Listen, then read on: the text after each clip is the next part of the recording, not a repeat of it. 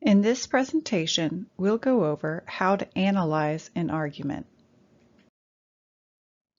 By the end of this presentation, you should be able to define analysis, write an argument analysis by reading the argument rhetorically by thinking about how the author uses purpose, audience, and tone, along with ethical, logical, and emotional appeals, analyzing the refutation in an argument, identifying logical fallacies in the argument, and analyzing an argument's use of structure and style.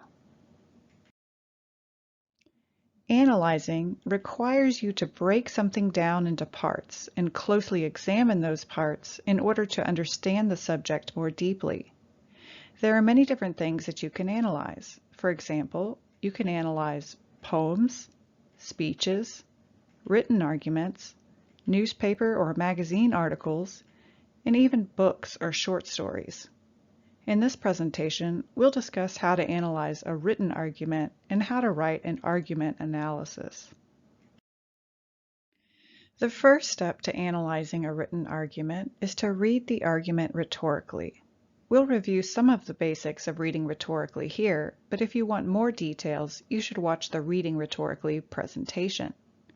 Reading rhetorically requires you to find a comfortable place to read, adopt a skeptical mindset, preview the text by reading the title, looking up the author's credentials, finding out where it was published, and checking the date that it was published. Read the text once all the way through. Read the text again slowly and carefully by annotating, circling unfamiliar words and allusions, and writing questions in the margins. And finally, reflect on the text by noting how it made you feel and what you learned from it, looking up words and allusions that you circled, and researching the topic to answer any questions that you've listed. While reading rhetorically, you should also consider the author's rhetorical situation by examining the author's purpose, audience, and tone. When writing a rhetorical analysis, your job is to closely examine how well the author communicates her purpose to her audience in order to persuade them to agree with her claim. So, what is the author's purpose for writing? Generally, arguments seek to persuade the reader to agree with the author's claim or claims. Argumentative writings tend to focus on claims of policy, or claims that assert that something should or should not be done in order to solve a problem. However, they may also use claims of fact, statements that can be verified or falsified with evidence, and claims of value, statements that assert that something is right or wrong, to back up their overall argument. The author's claim can usually be found by reading the title or by looking at the evidence that the writer uses as support. Who is the author's audience? Think about who would be most likely to read this argument and whose minds the author is trying to change. Also consider the complexity of the ideas presented in the argument and the length of the argument. These should all give you an indication as to who the author's target audience is. Now think about whether or not the author does a good job reaching his or her particular audience, and note why you think this. You could choose to focus part of your analysis on how well or how poorly the author considers his or her audience while constructing the argument. What kind of tone does the author use? Check for words and sentences that reveal the author's personality or voice. Is the author writing casually or using language that is stiff and formal? Think about whether or not the author's tone is appropriate for his or her intended audience. How does the tone contribute to the success of the overall argument? Focusing on whether or not the author's choice of tone is effective could be another point that you'd like to discuss in your analysis. Next, you'll want to consider the author's use of ethical, emotional, and logical appeals and think about how they contribute to the success of the overall argument. First, we'll look at the author's use of ethical appeals, or ethos. How does the author establish his reputation, credibility, and/or authority? While reading the argument rhetorically, you should have noted the author's credentials or lack thereof. Do his credentials make his argument more or less convincing? Does he seem to be knowledgeable, honest, and fair? You should also check to see if the author attempts to establish common ground with the reader, and whether or not he discusses opposing points of view and includes counter-arguments or refutations. A counter-argument is a fair acknowledgement of an opposing viewpoint followed by a refutation of that argument that shows why their author's reasoning is better. Then, consider the author's use of emotional appeals, or pathos. Readers are often compelled to agree with an argument when it touches their hearts in some way. Think about whether the author uses emotions to convince the reader to agree with the claim. For example, does he appeal to deep-seated human desires, such as love and nourishment? Or does he appeal to the reader's fear of rejection, pain, or death?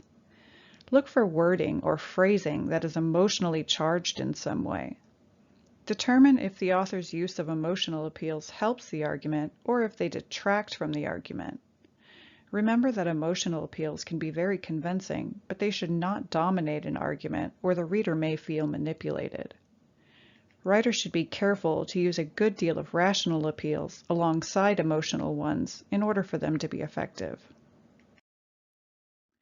Lastly, you should look at the author's use of rational appeals, or logos.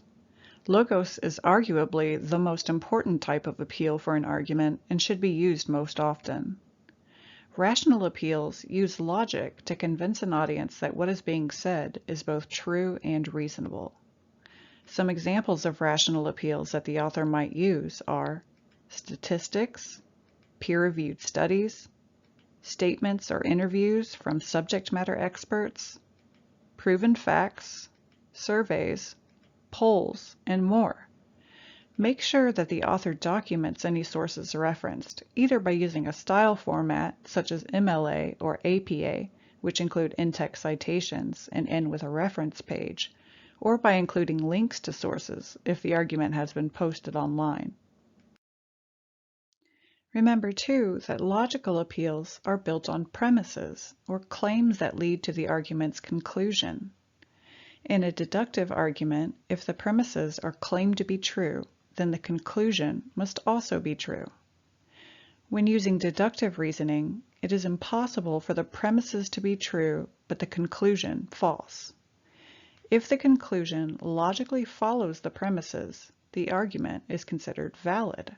For example, Premise 1, all humans are mortal. Premise 2, I am human. Conclusion, I am mortal. Here you can see that the conclusion logically follows the premises. If all humans are mortal and I'm human, then it follows that I am mortal. But here's the weird thing about validity. Even if one or more of the premises is not actually true, so long as the conclusion logically follows the premises, the argument is still considered to be valid. For example, Premise 1, all mammals have 4 legs. Premise 2, I'm a mammal. Conclusion, I have 4 legs. This argument is considered valid because, although the first premise is false, all mammals don't actually have 4 legs. The conclusion still logically follows the premises. What you want to see in well-developed logical arguments are arguments that are sound. If all the premises are in fact true, and the conclusion logically follows the premises, then the argument is considered sound. For example, Premise 1, all trees are plants. Premise 2, a redwood is a tree. Conclusion, a redwood is a plant. Here, both the premises are true facts. All trees are plants, and a redwood is a tree. Since both the premises are true and the conclusion follows the premises, this argument is considered sound. Here's another real-life example. Premise 1, driving on icy roads is dangerous. Premise 2, the roads are icy right now. Conclusion, it is dangerous to drive on the road right now. Here, both premises are also true. You can use traffic reports to prove that driving on icy roads is dangerous, and you can use observational evidence to prove that the roads are icy right now. Because the conclusion follows the premises and both of the premises are true, the argument is considered sound. Arguments that use inductive reasoning are based more on probability. If the premises are true, it is likely that the conclusion is true. For example, Premise 1, my dogs bark. Premise 2, my neighbor's dogs bark. Conclusion, all dogs bark. In this example, I infer that since my dogs bark and my neighbor's dogs bark, all dogs probably bark. Because all dogs I have witnessed bark, it is likely that all dogs bark. Though the premises are in fact true, it is still possible for the conclusion to be false. Though it's rare, some dogs don't bark. So why does all of this matter? Because whether the conclusion is reached by inductive or deductive reasoning, a logical piece of writing uses arguments that are both valid and sound. If the author presents a claim, the conclusion, he should also follow that claim with supporting evidence, the premises. When analyzing, check to make sure that the author's claims are both valid and sound. If they're not, consider pointing out what the author's mistakes are in your analysis. There are other types of faulty reasoning that you should keep an eye out for as well. For example, fallacies are errors in logic that are considered unfair or unsound. There are many different types of fallacies, but we'll go over a few of the most common ones here. First, begging the question fallacies are arguments that are based on an assumption that has not been proven. For example, if left to themselves, children will naturally do the right thing because people are intrinsically good. Here, the argument is based on the unproven claim that people are intrinsically good. Next, either-or arguments, also known as false dilemmas, suggest that only two alternatives exist when there are actually more than two that exist. For example, if you quit college, you'll never be successful. This is faulty reasoning because it makes the assumption that being successful can only come from going to college, when we know that lots of people have been successful without having gone to college. Finally, a bandwagon fallacy is an argument that claims that something must be true or false because a majority of people support or oppose it. For example, marijuana should be legalized because everyone I know says it should be. The error here is that just because everyone the writer knows is for legalization of marijuana doesn't necessarily mean that it should be. Instead, more evidence is needed to support the writer's claim. There are lots of other common types of fallacies such as ad hominem, faulty causality, slippery slope, straw man, hasty generalizations, and faulty analogies. Read your textbook for more details about each of these, or look them up online. When analyzing an argument, you should always keep an eye out for these common errors in logic. Not only should you examine the author's reasoning and evidence to check for fallacies, you should also make sure that the sources that the author uses are reliable. Use a website like Media Bias Fact Check to look up sources and check for bias and misinformation, as these kinds of sources can have a negative effect on the author's ethos as well. Check to make sure that the author's supporting evidence is fact-based. Peer-reviewed sources are always best. Consider discussing the author's choice of supporting sources in your analysis if they are particularly good or poor. Next, take a look at the structure that an author uses to build his argument.